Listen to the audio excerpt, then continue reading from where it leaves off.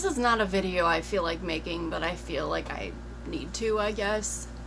So yeah, I'm Nikki, Nikki's Crafty Life, and I have not been shy about sharing my feelings about buying this Redline machine almost 4 years ago now. My issue started because at the time there wasn't really a lot of easy to find information about buying an embroidery machine when you have no experience with a multi-needle. It was mostly like, hey, ask around in Facebook groups. There aren't consumer guides like there are for appliances, cars, whatever. I wish I would have thought to find embroidery technicians in the area and ask a few of them for what they recommend, but I don't know. I'm definitely taking my share of responsibility for making an uninformed purchase. Having said that, it seems like these companies are falling over themselves selling to whoever can get the money to them. They don't ask many questions about what you're expecting to get out of the machine, what you're using it for, how you're going to learn to use it, especially when the manual is badly translated from Chinese. And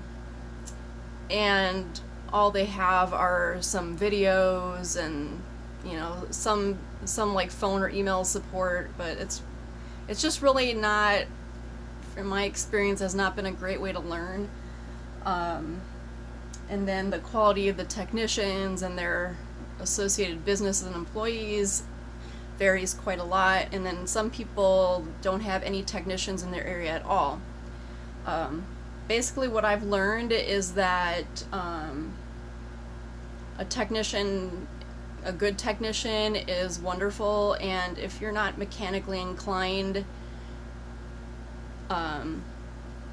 having a machine that you can repair yourself doesn't really have much advantage to it. Oh, you can see my cat in the background. He's trying to get in, sorry. So yeah. So basically like one of the home machines that's a multi-needle, like a Brother or Baby Lock, whatever, where you have to bring it in for repairs. This isn't really much better unless you really know what you're doing. And my husband, as I said, is quite mechanically inclined, and he's been able to successfully make some repairs once we figured out what was actually wrong. That's a separate issue. But in the end, this has just not been great. I mean, and again, there are a lot of people, you'll find them online, especially in Facebook groups, saying, I love my Redline.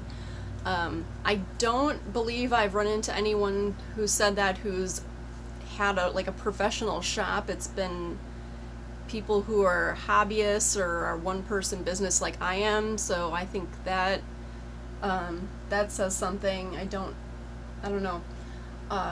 Feel free to correct me if I'm wrong about any of this. I'm sure you will. But yeah, so in October I filmed a video about this. Human error. I I hit the side of the hoop with a needle, and that messed up a whole bunch of crap. You can watch that video if you haven't seen it. So yeah, so I got a technician out here. His name is Bill Garvin. He's pretty well known in the industry. He does trainings all over the place. I emailed him this morning, and he's apparently in Long Beach doing some training, so good for him. So I definitely trust him and his expertise. He's been in it for like 30 years, has a good reputation. Works with Gnold USA, which is a major supplier if you're not aware. So anyhow, he had recommended to me that for my needs, Happy brand might be a good one to look into. Also, Barodan, I don't know if I'm pronouncing that right, they're also very good, but they're more expensive. So anyhow, he said a lot of technicians don't even work on Chinese machines because they're just not made very well. He also said that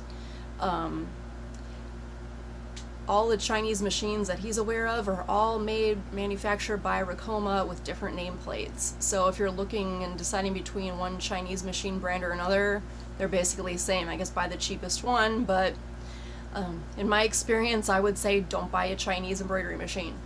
They're crap. They're not as good. You get what you pay for. So, so anyway, so it'll be 2 days ago, after running this machine a lot, like I always do. I embroider full time at this juncture, and I've been doing all kinds of just regular traditional embroidery stuff, not even really in the hoop. I was just embroidering on acrylic felt with cutaway, all the correct stuff, correct techniques, correct thread. I use Madeira poly sheen, which has been recommended by 2 different techs. I'm using the proper needle, proper supplies. I'm using real stabilizer. I'm not one of those idiots using coffee filters. I'm doing what I'm supposed to be doing.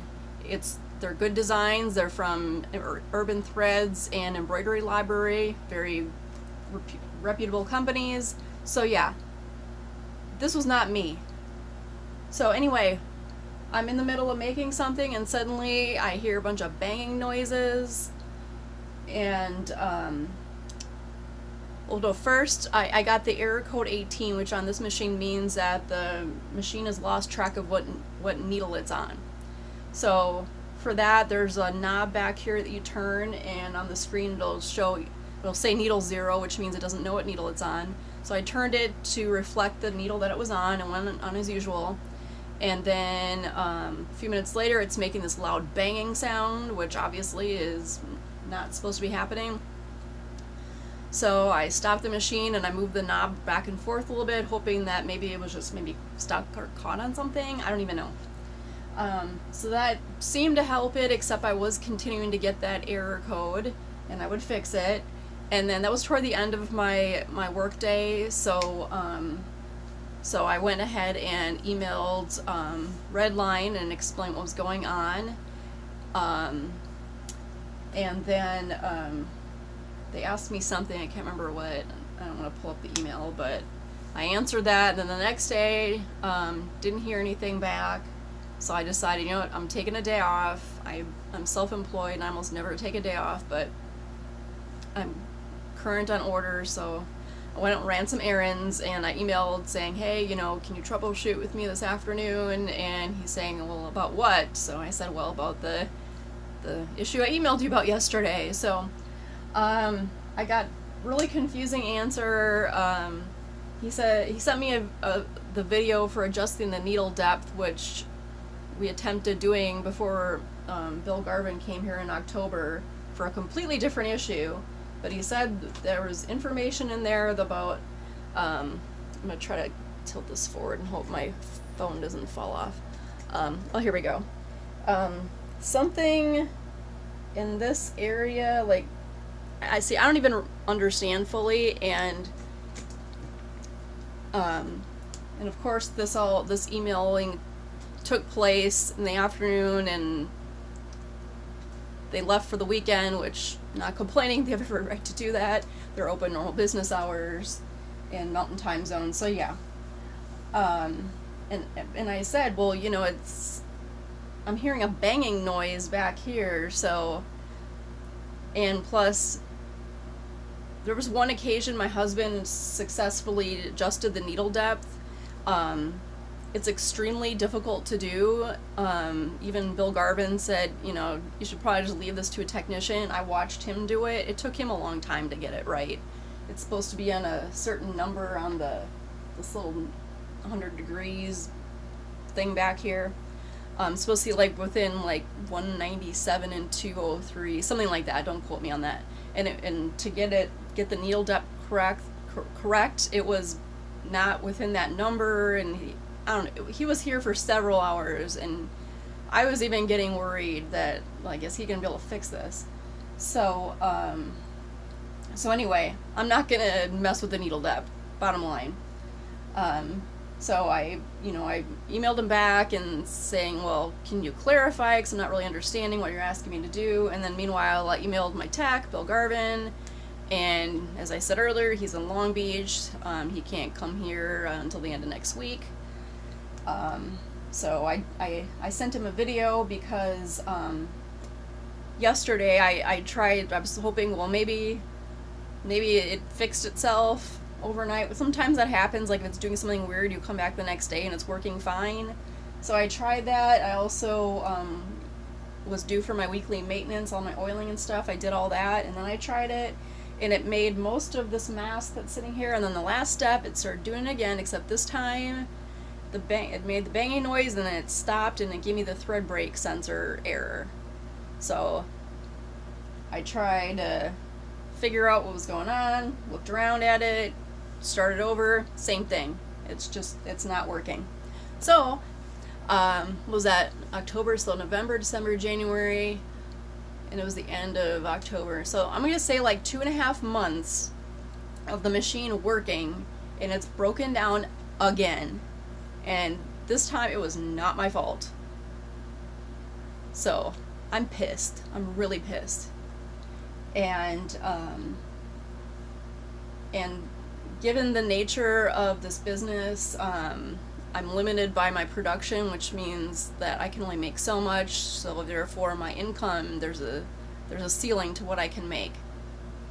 So this is not a lucrative job at all. So therefore, you know, while it would be great to just say, hey, screw it, I'll go and take out another loan to go buy a happy machine and try to sell this one, hopefully. I don't have a lot of data about how well these things sell. I've only seen a few of them being sold. So I don't know. So that could mean a lot of things. It could mean there's just not a lot of these compared to other machines. Or maybe everyone just loves the crap out of them, like some people claim, or they don't hold their value and they're not worth very much, and that's what Bill Garvin told me. So therefore I'm not too optimistic, but when I get him out here, you know, I'm assuming he's going to be able to fix it, and then he can vouch for it at that point being in working order, and people can make an informed decision, and maybe somebody will buy this thing. And but I'm also realistic, and I don't really feel like going into debt in my business again for something that's not very profitable. So I made the decision that I'm going to pursue returning to human services case management. That's what I did before this. It was really, I worked in child welfare. It was really, really, really traumatic. I've been out of the field for 5 years, and I kind of feel at this point like I can function like a normal person again and not hide in my house and not have horrible anxiety and just all that stuff. So anyhow, I applied for a position, and it's working with disabled adults, like advocating for them, doing case management, not like in a assisted living facility, anything like that. So it's case management. That's what I have experience in. So that's something I think I can do well at and won't re-trigger all the PTSD that I've experienced. So yeah, this is yeah, I don't know. If I can get the machine working reliably, then I'll do embroidery on the side. And it sucks because I just found 2 local gift shops that I can consign at, and I do have some inventory on hand, but I really want to continue to do that because when the machine works, I love embroidery so much. I love watching it stitch. It's like it's drawing with thread, and it just mesmerizes me all the time. And I recently even bought a Brilliant Stitch Artist to try to learn how to digitize my own designs. So yeah, embroidery is a huge part of my life. I mean, I'm due to film a shop tour video for you guys, and when you see it, you'll see that almost everything in this room is embroidery. So yeah, that's where I'm at right now. And I don't know, consider this a cautionary tale. If you do want to buy a very expensive embroidery machine, please talk to people who know what they're talking about, and don't talk to random people on Facebook. I mean, you can, but don't go solely on their recommendation like I did. Talk to experienced technicians, not ones who also sell the particular machine that you're considering buying. If you can use one like as a demo, like on a demo, like in a showroom or whatever, if you can do that, or you know somebody who has one, do that. There's a little bit more information now than there was 3.5 years ago, but definitely know what you're doing, because for all the joy that I've experienced having my own business doing embroidery, I have endured so much stress and frustration because I cannot seem to keep this thing running in a reliable way. So that's all I got for you guys. Take care.